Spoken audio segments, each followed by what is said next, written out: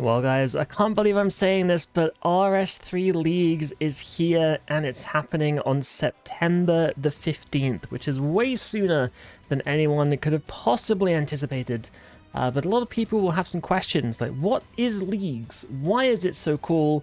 And what is there to do there? So I thought I'd make a quick video going over what happens in old school Leagues and give you a little bit of insight onto how everything works.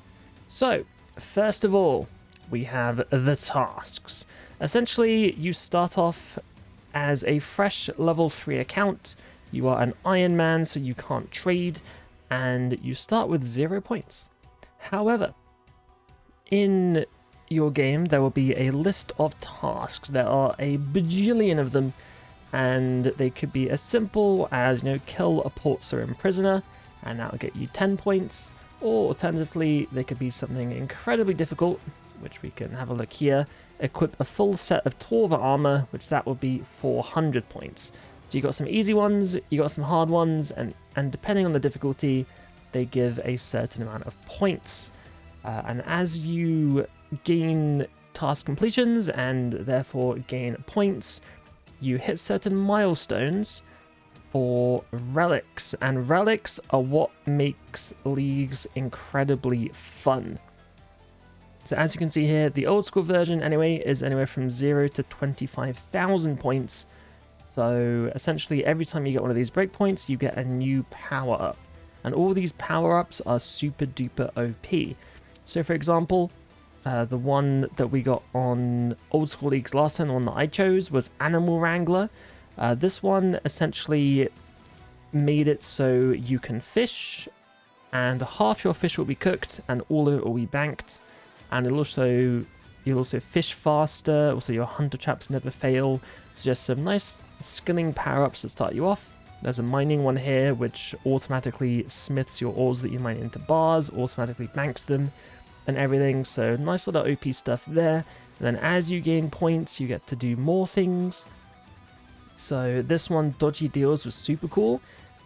This one was a Thieving Relic, which is quite low, 750 points. So you unlock relics like pretty easily for the most part, but that will give you, well, this one with Dodgy Deals give you AoE pickpocketing. So if you have a bunch of stuff in one place, think like elves in Prifddinas, or like men in Lumbridge, stuff like that. Any NPCs that are in an 11x11, you pickpocket them all at once. You also never fail, and you also permanently just keep pickpocketing and never ever stop. So that's pretty cool. And then of course as you go, things get more and more powerful. Golden God was quite a popular one. This one allowed you to just like constantly alch things, and they give you more gold and more chance to and a chance to save the item that you alched. This essentially means infinite money, which may or may not be useful, but in the old school's case here, they let you use coins on prayer altars to get prayer XP. So if you have infinite money, that also means infinite prayer XP. And while all this is happening, you can see here your XP multiplier increases the higher tier your points are. So more tasks completed equals more relic unlocks and also more passive XP. So that is all very, very good indeed. There are a couple that we know of so far. There is the Banker's Note. This one appears to be coming to RS3 as well, and this one is super cool. So essentially, this is an item you have in your inventory, and it can allow you to note or unnote things anywhere. So that means, for example, if you bring 10,000 noted pure essence to a rune crafting altar, you can constantly unnote craft, unnote craft, unnote craft, unnote craft, back and forth the entire time. And yeah, all of that while you're getting, like 12, 16 times XP. It can be very fast sometimes. So this one is super cool. We like Banker's Note, we're a big fan. But what they do often do is they require you to make a choice. So in this particular case, like Banker's Note is super good, but then you've also got Total Recall, which lets you teleport back and forth between a custom location, which, you know, for example, you could plunk your teleport thing into, you know, a boss arena and then just like zip back and forth whenever you need to. This one probably less important on RS3 because we have Walls Retreat PVM hub, which you can actually get back to bosses quite quickly, but maybe people will find use if there is one of those. But either you keep doing your tasks, you get points, and eventually you unlock your tier 8 relic, which is at 25,000 points, and then this is where you become maximally OP, and it's all just very, very good. For example, this one here, Last Stand, this one was awesome. Essentially, when you die, you don't. And instead, your combat stats get giga buffed, and you start doing absolute truck tons of damage for a little bit, and then depending on how much damage you dealt, your health at the end of the effect gets restored by an amount, which usually in this case, because you were doing so much damage anyway because you were so strong, it was just straight back to maximum. So very, very cool perk there. It was awesome. And then you may be wondering, well, you know, if I have to make a new account, well, not even a new account, if I have to have a fresh character, which by the way is included in your current membership, so if you play on an account right now, you'll be able to play that account on leagues without any extra membership, so that's fine. Essentially, the points you get, these league points, these are the currency that you can spend in the shop for cosmetics. These will just be, you know, variations of armor. So, for example, you could have, you know, Leagues Torva, Leagues Virtus, you know, so I'm sure they can do some RS3 stuff as well. You know, Leagues Fractured Staff of Armadillo, maybe they could do a bit of that. We'll have to wait and see. So that's all pretty cool. And then this thing here, the trophies, this is quite a popular part of leagues. This is a little bit above and beyond the standard relic unlocks, because remember the relics, you kind of max out just over the mithril rank here. But in old school, it goes all the way up to 60,000. And if you can do that, you can then get the dragon trophy. You can technically get even more than 60,000, but that is just for the flex and just for the high scores. So you definitely don't have to, unless you're a massive nerd, which I might try and be this time, to be honest. So yeah, essentially, you know, you complete about, you know, a third of the tasks, a quarter of the tasks. You've got all of the relics unlocked. You are super OP. You can have a great time. And if you want to push further, you can. And then you get a trophy, which you can either carry around on your person and show it off, or you can put it in your player-owned house in a special spot. So that is super duper cool. Maybe they'll do a different spot in RS3, like maybe Walls Retreat could be a good option for this. We'll have to wait and see what they do. But that's all very exciting. So on top of that, they also have Combat Masteries, which these things essentially have some challenges in this bottom left here. See, it starts off with defeat a giant, very easy. Defeat 10 monsters with combat over 100, also easy. But whenever you complete one of these, you then gain a really cool buff. So, for example, you know, this one over here, never miss with range, which in RS3's case means have 100% accuracy everywhere. There's also like some melee stuff where melee hits have a chance to heal for 40% of damage dealt, so big old vampirism stuff. You can pause the video if you like and have a look at some of these. They're all really, really cool. And, you know, some of them are a bit of a push. You know, eventually it says defeat Zuck, which in old school, that's very, very difficult. And honestly, it's still quite difficult in RS3. But when you've got all those leagues power-ups, like all those buffs, all those relics, defeating Zuck suddenly is not so bad anymore. So it's really interesting, and if anyone is like a bit scared of PVM related stuff, like leagues is absolutely the time to dive in. Like the amount of confidence you can get by doing something with super OP, you know, power-ups and everything, it's awesome. So I would highly recommend it, and it's just super, super exciting. You can see it on here as well. There's different passives as well. You know, accuracy with all styles is increased by 100%. Damage taken reduced. Prayer point gain increased. Like there's a bunch of everything.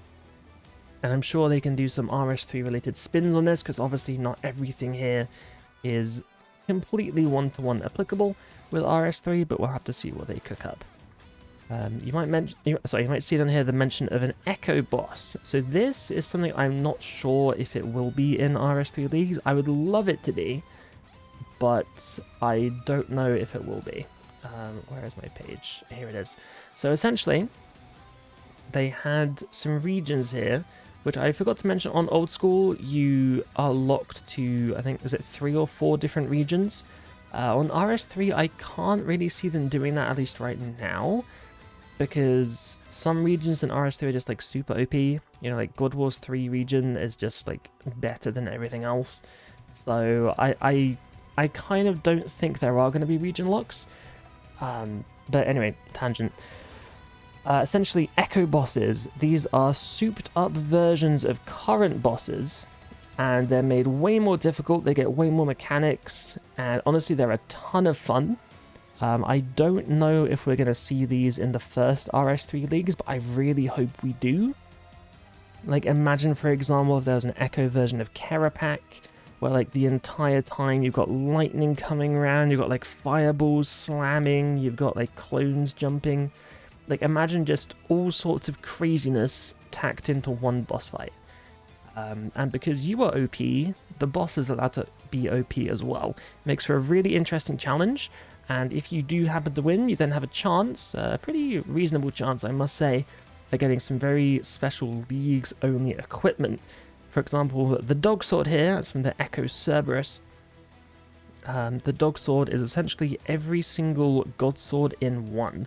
That means when you spec with it, well, yeah, you get all the god sword effects, which is very, very nifty. And there's stuff here like the Crystal Blessing that gives you double healing from every source. So imagine RS3 Soul Split, you grab a bit of a Crystal Blessing, you're soul splitting, you're suddenly healing for just all of your HP every hit, basically. Because don't forget, you'll be doing a ton more damage thanks to all the power-ups.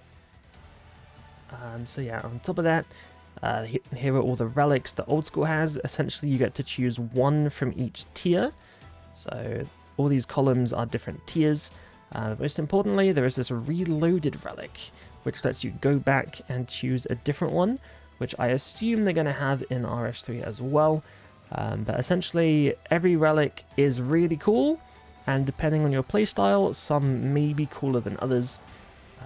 But there are no bad options, but there are definitely some good options based on your type of player.